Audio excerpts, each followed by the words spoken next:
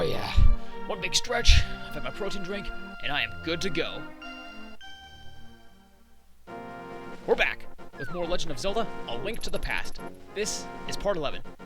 Our agenda today, we're going to take on the second dungeon in the Dark World, aptly titled the Swamp Palace. But before we do, we're going to explore another part of the Dark World and get... Excuse me! Anyway, as I was saying, before going to the Swamp Palace, we're going to go towards where the Desert of Mystery would be and get ourselves the final medallion, the Bombos. This part of the Dark World is actually pretty dangerous. You see these lily pad looking things? They've got long tongues and they can steal your items. And you got these bastards with wings that drop bombs on you. And I'm taking a bit of a pounding. Oh, look right here. There's the second palace. The Dark World equivalent of the Desert of Mystery is the Swamp of Evil, in which there is no entrance or escape. But of course we'll find a way to break that. Anyway, time to chomp up some cactus salad. Gotcha! Now, it's quite easy to get the Bombos Medallion. All you need is the magic mirror. Use it here, and return to the light side. Move one screen over, and there is our tablet. Time for some reading. Hold up the Master Sword and you will get the magic of Bombos. Watch this. Coolest medallion in the game. I mean, look at that. Who wouldn't want to do that on a regular basis? Ta-da! This is the Bombos Medallion. Its magic makes the ground explode with power. Watch your magic meter. I'm not too worried about running out of magic. After all, I got that nice enhancement in the last video. Anyway, now that we've got Bombos, let's make our way to the Swamp House and start raising some holy hell. Before we can actually go in there, we need to return to the light world and do something very, very interesting. I'll explain once we get there. Now, before going in... Oops. Whack! Before going in, we're going to use the magic mirror and go back to the light side here. Does this look familiar? If not, don't worry. It will become very familiar very fast. You see, what I'm doing here is... There's a certain quality about the light and dark worlds. What happens on one side happens on the other side. So we drain the water on the light side, and a similar effect should happen on the dark side. And as a result, it should give us free and clear access to enter the dungeon. Let's go in. Works like a charm. If we didn't pull that lever and flood this place with water, we wouldn't be able to go across. And at the same time, without the flippers, we'd be stumped. But it's all good. Bingo. This dungeon has a few annoyances of its own, namely those blue things that come out of the water. You gotta watch out for them because they move pretty damn fast. And of course we have the usual crop of idiots, these monsters that move around, the fire blasters, and a new variation of fire blasters that are actually pretty annoying themselves. Ugh. Damn. So no matter how fast you move, you always end up getting hit.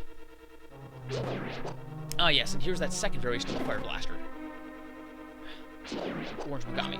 You see, every time you take a swing, the fire blaster will shoot, and depending on where you are, a certain turret will go off. But it's easy enough to avoid. It's not too dangerous. Oh yes, and before I get too ahead of myself, the name of the game in this dungeon is to make use of water. Some sections you must flood, and other sections you must drain. Like right here, we need to flood. Get back here. Gee, what a bonehead. Anyway, pound these guys down and hit the switch. And I'm not sure if you saw, but as I was close to the edge, there was a treasure box back there. That treasure box contains the map. And yes, that's a breakable wall, but I don't need to go in there because not a whole lot worth picking up.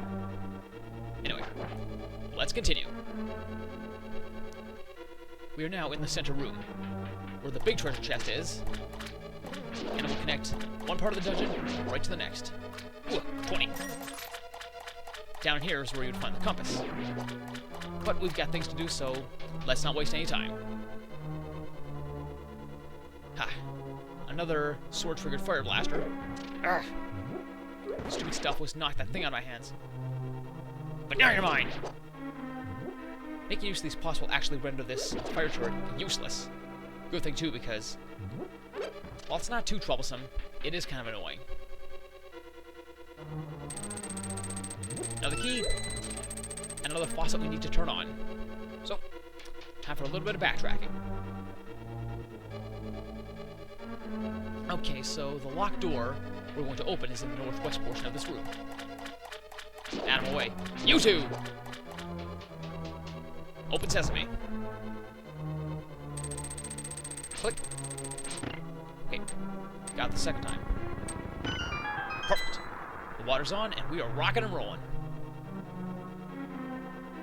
Get that bonehead out of my way. And we're good to go. And yes, I meant to do that because if we left that blue blocks down, we wouldn't be able to get to the big key. I'll explain once we get there.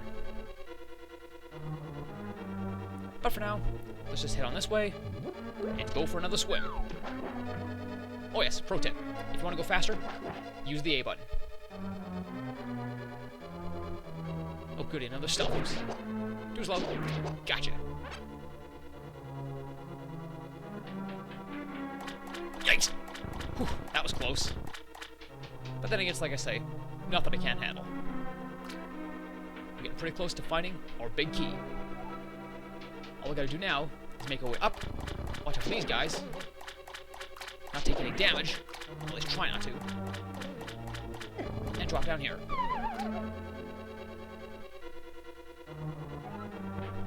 And there's why I reactivated the blue barriers. If I had left them disabled, these would have been engaged. Not a big deal.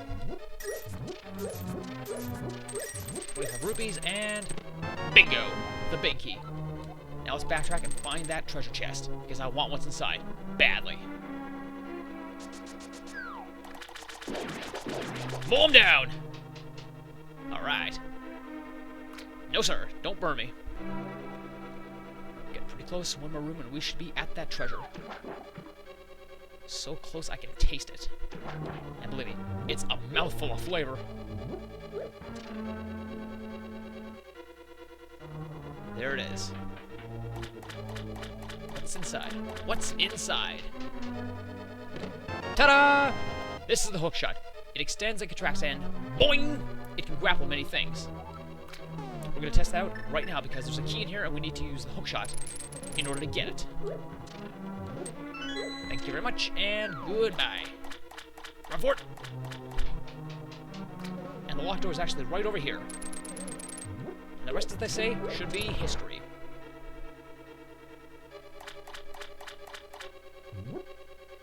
Ah! Damn, missed. Okay, there's one down. Gotcha. It's the return of the statue switch puzzle. Just push the statue over here. Got it. But don't go through this door. It leads to a dead end. Well, currently. It's dead. Go up that door. Because once we go through here, we'll find a place to drain some water and continue with our quest. Alright, Link, do your thing. Well done. Well done. Oh, and good find too. Now with the water drained, we should be able to find a way to the boss. No problem. Too slow. You can go through that door to grab some items and recharge if you want. And push this block. And 20 rupees for your troubles. We're going to need all the rupees we can get because a little later on there's going to be a mini game I can play, but it's a tough one to play in terms of getting the top prize, so you might need a few do-overs. But anyway, we're almost at the boss chamber. Just a little more to go. Whack! One more key to get, and it's right over here. And this water has a bit of a current, so you gotta swim with all your might. A little more. Thank you, and goodbye. If you need energy, you can actually go and break that wall, but I've got confidence in my abilities. Have your hookshot ready because you're going to need it to fight this boss. This is Arrghus. What you need to do is pull away his outsides and slash him. And every time he moves 3 times, he'll spread his underlegs out and try and hit you. But they're not too bad. 2 swings and that's all it takes to kill him. As for the core itself, you gotta be fast with your sword swings because, whoops, here I am acting like a dumbass pushing the Y button instead of the B button. Ah, missed. Move! Oh, close but no cigar. Ah. It's always better to grab these things from the side because you won't take any damage. Ah, missed. 2 more to go.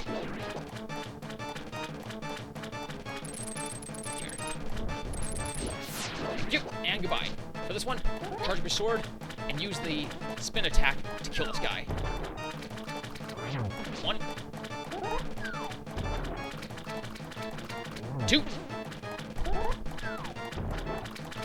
3. And goodbye. Arrghus is history. Let's charge it one more time. Grab the heart. And... yes! Ring of Life for the win! Ladies and gentlemen, the Swamp Palace is defeated, and we have rescued the 2nd of the 7 maidens. Go me! Nothing to it.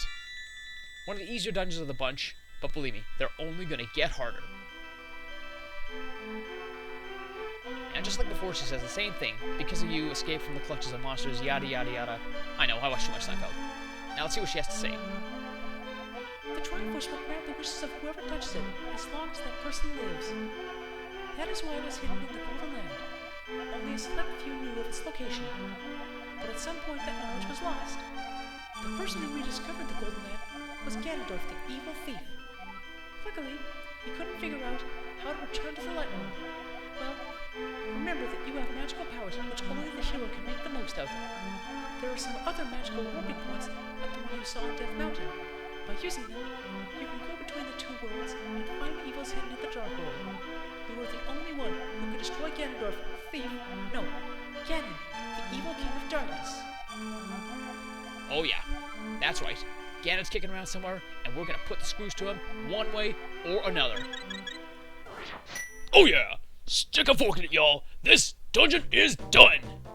Alright, thank you very much, Duckman. And I'd say we're gonna call it a video. Thank you very much for watching. When we come back, we're gonna use our hookshot to find access to the Skeleton Forest and the Village of Outcasts, and make preparations for Dungeons 3 and 4. So until then... okay, now that he's gone, let's try this again. Thanks for watching, guys, and until then, this is Jeremy saying, I'll see you next time!